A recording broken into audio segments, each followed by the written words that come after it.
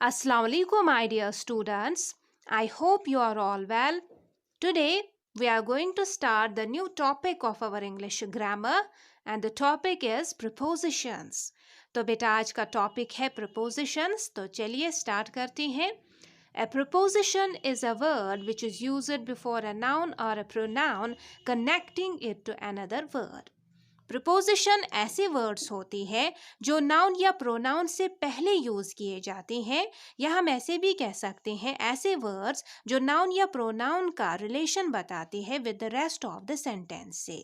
फिर से मैं कहूँगी, प्रिपोजिशन ऐसे वर्ड्स होते हैं जो यूजुअली हम नाउन या प्रोनाउन से पहले यूज करते हैं, और बेटा जो नाउन या प्रोनाउन का रिलेशन हमें बताते हैं with the rest of the sentence से. तो यहाँ पर कुछ एग्जाम्पल्स है जिससे आपको पूरा क्लियर हो जाएगा. जो फर्स्ट एग्जाम्पल है वो है the glass is on the table. तो इस सेंटेंस में बेटा गिलास जो है नाउन है और टेबल भी नाउन है. अब दोनों की रिलेशन हमें कौन बता रहा है? ऑन बता रहा है. तो ऑन प्रिपोजिशन है. ठीक है बेटा. अब उसके बाद बेटा सेकंड एग्जाम्पल है the cat is sitting under the table, यानी बिल्ली मेज के नीचे बैठी है. तो अंडर वर्ड यहाँ पर प्रिपोजिशन है. थर्ड एग्जाम्पल है I am in the class. मैं क्लास में हूँ. अब देखिए बेटा इस सेंटेंस में आई प्रोनाउन है और क्लास नाउन है, और दोनों की रिलेशन आई और क्लास की रिलेशन हमें कौन बता रहा है? इन बता रहा है. तो इन प्रिपोजिशन है. ठीक है.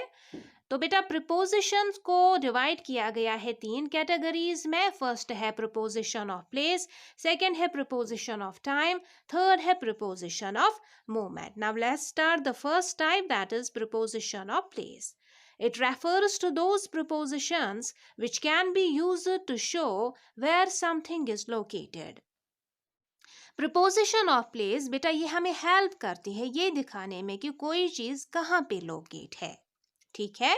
Preposition of place से ही हमें पता चलता है कि ये चीज कहाँ पर लोकेट है. तो यहाँ पर कुछ एग्जाम्पल्स है above, up, after, on, before, against, by, behind. ये सारे वर्ड्स बेटा प्रिपोजिशन ऑफ प्लेस है. तो यहाँ पर कुछ सेंटेंसेस है तो जिससे आपको बेटा समझ में आएगा. फर्स्ट सेंटेंस है the aeroplane is flying above the clouds, यानी एरोप्लेन उड़ रहा है बादलों से ऊपर. तो इस सेंटेंस में भी आपको जगह दिखाई जा रही है बादलों से ऊपर. तो इस सेंटेंस में जो अबो है वो क्या है बेटा? वो है प्रिपोजिशन ऑफ प्लेस. ठीक है. सेकेंड एग्जाम्पल है the book is kept under the table, यानी किताब कहाँ पे है? टेबल के नीचे है. तो इस सेंटेंस में भी आपको बताया जा रहा है, जगह के बारे में बताया जा रहा है. तो इस सेंटेंस में अंडर जो है वो प्रिपोजिशन ऑफ प्लेस है. तो यही मैंने आपको समझाया कि प्रिपोजिशन ऑफ प्लेस से ही हमें पता चलता है कि चीज़ कहाँ पर लोकेट है. Now we will move to the second type, that is preposition of time. A preposition of time helps to link the noun or pronoun with a time value. It functions as an indicator as to what time the event occur. अब बेटा second है preposition of time. Preposition of time बेटा ये हमें help करता है ये indicate करने में कि कब कोई इवेंट हुआ है, और कब हमें ये इंडिकेट करके देगा जब हम उसको नाउन या प्रोनाउन के साथ यूज करते हैं. ठीक है.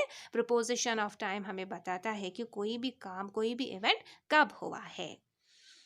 एबो, बिफोर, फॉर, बेटा ग्रीन हाईलाइटेड जो वर्ड्स है वो है preposition of time. First example है the train is about an hour late. तो बेटा इस सेंटेंस में जो अबाउट है वो है प्रिपोजिशन ऑफ टाइम.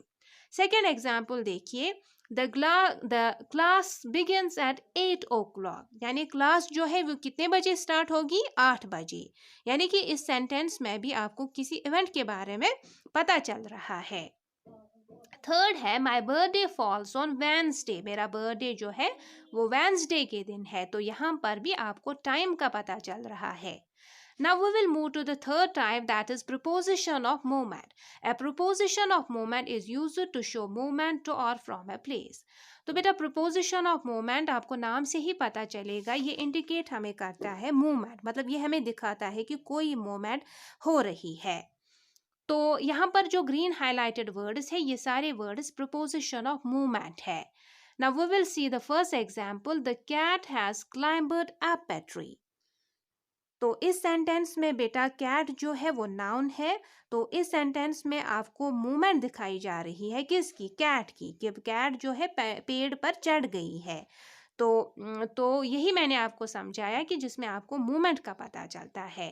सेकंड है the children got off the bus, यानी बच्चे बस से नीचे उतर गए. तो अगेन इस सेंटेंस में आपको मूवमेंट का पता चल रहा है.